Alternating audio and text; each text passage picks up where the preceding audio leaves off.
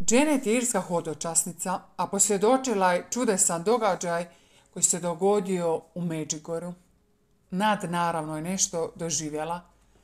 Ona je, ako je rođena kao katolkinja, na mise je počela ići iz navike. Molitva je postala površna u njenom životu. A ona je sve one koji vjeruju u Isusa smatrala fanatičnim vjernicima.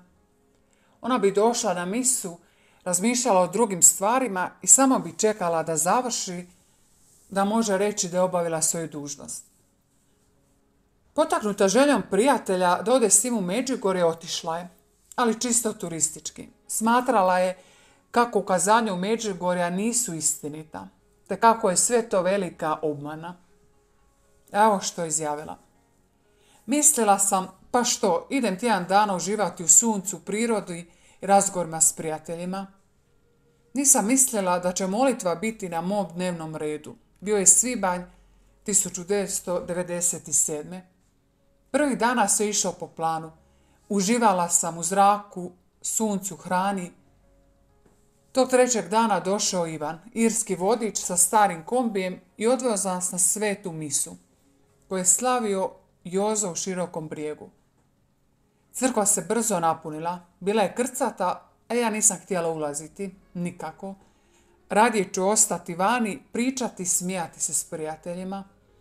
Misa je počela, a ja sam se vani smijala i pričala.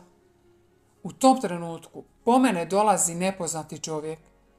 U tišini uzima moju ruku vrlo nježno, podiže me i vodi kroz mnoštvo.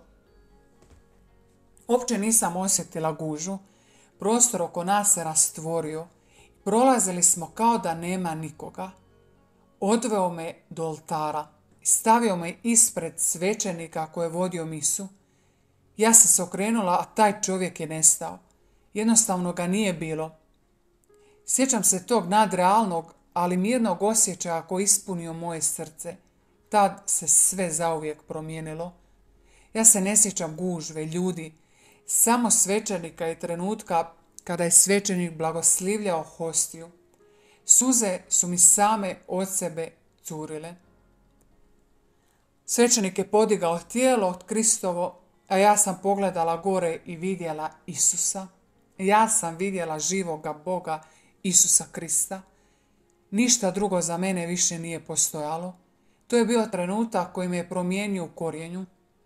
Nisam prestala plakati sve vrijeme dok sam bila u Međugorju, a kad sam se vratila kući, krenula sam na svetu misu svaki dan. Moja snaga za život i radost dolaze iz svete mise. Isus je moja hrana. Voljela bih da sam to barem znala prije, da sam mogla svoju mladost provesti s Isusom. Žao mi je zbog izgubljenog vremena i srame što nisam vjerovala i što sam vjernike smatrala budalama. Ali hvala Bogu na čudesnom iskustvu što me doveo do oltara. Danas mislim i govorim vam, bio je to sam Isus Krist.